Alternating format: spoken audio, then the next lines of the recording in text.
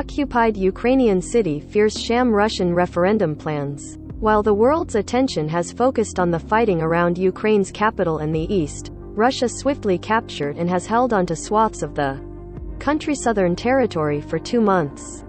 Lviv, Ukraine. Ever since Russian forces took the southern Ukrainian city of Kherson in early March, residents sensed the occupiers had a special plan for Kherson. Now, amid a crescendo of warnings from Ukraine that Russia plans to stage a sham referendum to transform the territory into a pro-Moscow People's Republic, it appears locals guessed right.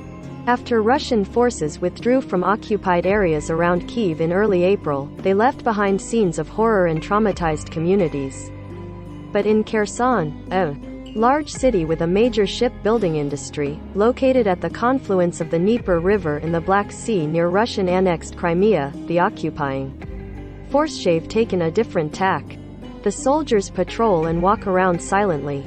They don't shoot people in the streets, said Olga, a local teacher, in a telephone interview last month. After the region was sealed off by Russian forces. They are trying to give the impression that they come in peace to liberate us from something. It is a little scary, said 63-year-old Alexander, who like other residents gave only his first name for fear of reprisals. But there is no panic, people are helping each other. There is a very small minority of people who are happy that it is under Russian control, but mostly, nobody wants Kherson to become a part of Russia. While the city has so far been spared the atrocities committed elsewhere, daily life is far from normal. After Russia occupied Kherson and the surrounding region, all access was cut off. Kherson now suffers from a severe shortage of medicine, cash, dairy and other food products, and Ukrainian officials warn the region could face a humanitarian catastrophe. Russia has blocked all humanitarian assistance except its own, which troops deliver before Russian state TV cameras, and which many residents refuse to accept. With no cash deliveries to Kherson's banks, the circulation of Ukraine's hryvnia currency is dwindling, and damaged communication networks mean credit card payments often fail to go through. Access to Ukrainian TV has been blocked and replaced by Russian state channels. A strict curfew has been. Residents believe Russian troops have not yet besieged or terrorized the city, as they did in Bucha and Mariupol, because they are planning to hold a referendum to create a so-called People's Republic of Kherson, like the pro-Russia breakaway territories in eastern Ukraine.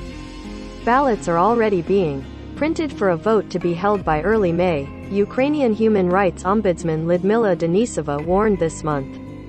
In an address to the nation on Friday, President Volodymyr Zelensky spoke directly to residents of occupied Kherson, accusing Russia of planning an orchestrated referendum and urging residents to be careful about personal data they share with Russian soldiers, warning there could be attempts to falsify votes. This is a reality. Be careful, he said. Kherson Mayor Igor Kolokhayev joined the chorus of warnings, saying in a Zoom interview on Ukrainian TV that such a vote would be illegal since Kherson remains officially part of Ukraine. Russia has been silent about any plans to hold a referendum in Kherson, with Deputy Foreign Minister Andrei Rudenko saying this week he knew of no such. But there is reason for concern.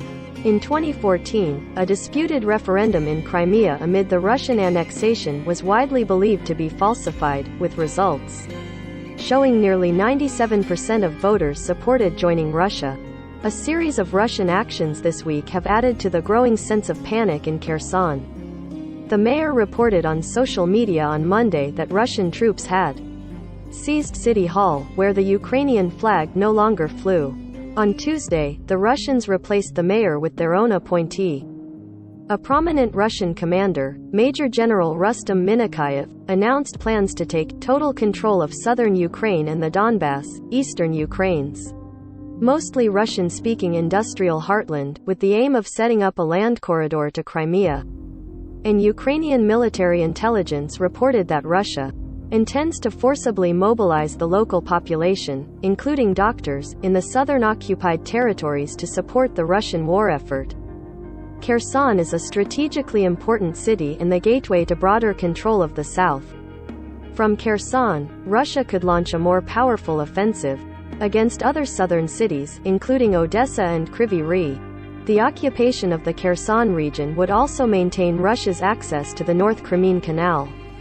After the annexation, Ukraine cut off water from the canal, which flows from the Dnieper River to Crimea and previously supplied 85% of the peninsula's needs.